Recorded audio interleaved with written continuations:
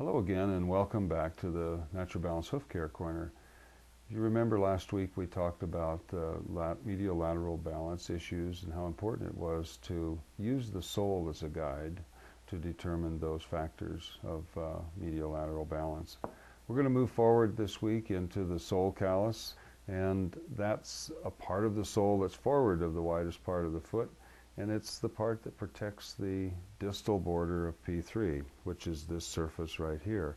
And if you look at that very closely, you'll see that that's a very fragile border, and basically there's about 2.5 ounces that bone weighs in a live foot, and it's the border around here is very fragile, and there's an artery and a vein that are just below that the bone and closer to the ground, which need protection as well. And the sole is that covering over that the distal border of the bone that takes care of that situation. The sole beneath the bone also helps to support the P3 within the hoof capsule. You can see this right here. You see the lamina down here, and this loop right around here is a structure that we've just begun to understand a little more clearly, and it helps to hold that coffin bone up inside the foot. The lamina are the strongest fibers that we've commonly believed helps hold that bone up, but the sole actually around this area here is equally important in holding the bone up inside of the foot.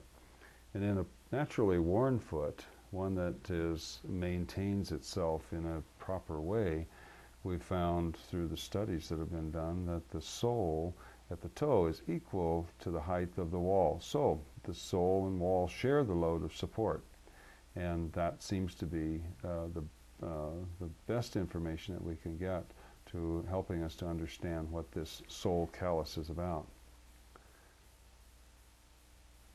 The sole callus regulates hoof wear. As I mentioned, the hoof wall is always worn down to the level of sole, particularly in the front part of the foot. It doesn't seem to make any difference what type of an environment the horses run in any type of a natural environment. The hoof wall at the toe always wears to the level of the sole, and the sole gets extremely tough.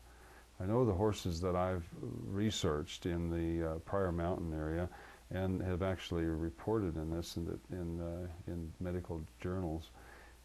We found that those horses running in the most abrasive terrain, in the shale rock, decomposed granite, and sandstone, actually had no hoof wall touching the ground at all in the front part of their foot, which really was surprising. I didn't realize that the sole could adapt itself as readily to the environment as it did in that particular group of horses.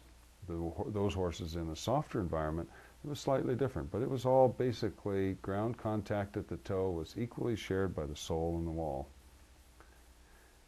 It also helps to give us a guideline for anterior hoof balance and breakover, and what we mean by that is that if you look at all of the shoes that are pulled off of the horses that you may see, they're always worn very much in a rolled fashion over the toe.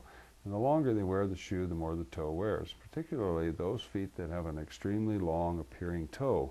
And those horses that land toe first always end up wearing the toe more than they do the back part of the shoe. In many cases, the shoe could be used over and over again if it wasn't for the fact that the toe was being worn out. And this brings up a lot of questions for a lot of farriers over the years, myself included. And I was always curious about why this happened with every single horse, and why the shoes seemed to wear more on horses that had what I thought were longer toes. The toes that were shorter, the shoe didn't seem to wear out as quickly. So that really is what prompted part of my research with the wild horses' feet, simply to see if those wild horses' feet wore in a similar manner, and sure enough they do. This is the structure that you'll see. It's difficult to find this sole callus on horses' feet that have been shod regularly. The sole callus doesn't proliferate when it's not being used. So those barefooted horses, the sole adapts very readily and very quickly to the stress and the abrasiveness that they're likely to encounter. Looking at it from a sagittal plane, this is a foot that's been cut down the middle. And if you look at that segment, you'll see that it appears to be a mere continuation of that coffin bone. This little structure right here is that protective membrane or horn tubules that grow around this tip of this bone. And we'll talk to you about that as we go on here a little more in depth. This is just an example of a foot that has broken itself away at whatever time deemed necessary. And it's amazing how this sole has adapted to offer support and protection to the very fragile border of this bone right here. And again, I have to emphasize that this is almost sharp, and it's bearing all of the weight of the horse. If you imagine this horse running at 30 miles an hour, let's say, and bending over the top of this here and bearing this foot into the ground as the horse travels, there's a need for a lot of protection there. So as I look back at all of the horses that I shod years ago, or all of the horses that I trimmed, thinking that the hoof wall had to bear the weight of the animal, and that's what I was taught.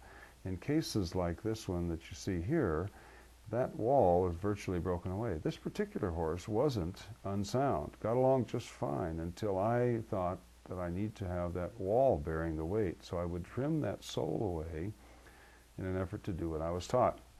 And every single time I do that, the horses would be sore, and some of them would be sore for a long period of time. So these are just little hints that will tell you that, well, this sole has a lot more meaning to it than what we've always thought, or at least that I've ever thought, and that maybe we need to rethink some of the old concepts about the wall bearing all the weight.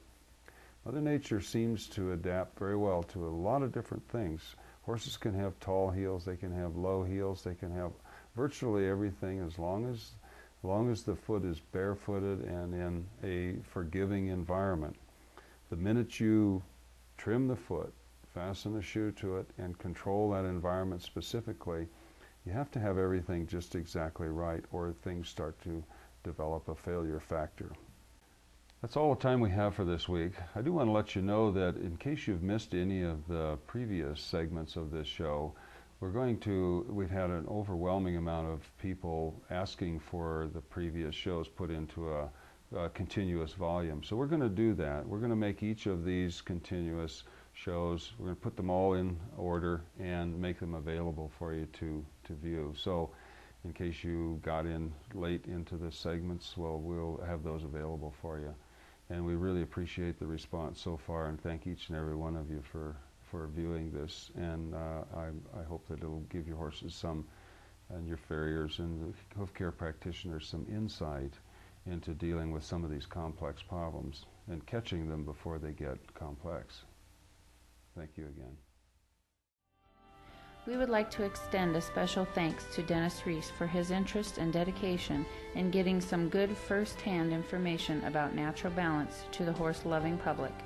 We would also like to thank our sponsor, Thoroughbred Race Plate Company in California and Victory Race Plate Company in Maryland, for their support and commitment to providing innovative products and valuable information to the equine industry.